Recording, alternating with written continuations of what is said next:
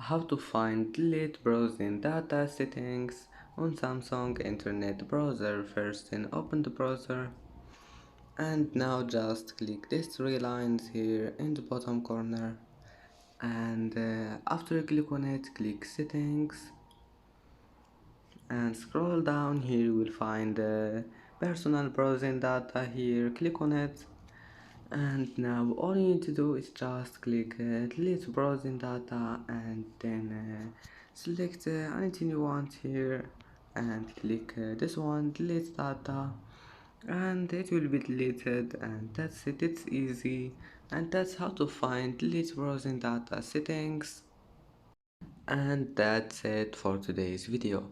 If you like this video, don't forget like and subscribe, and thank you for watching this video until the end, and see you in the next video.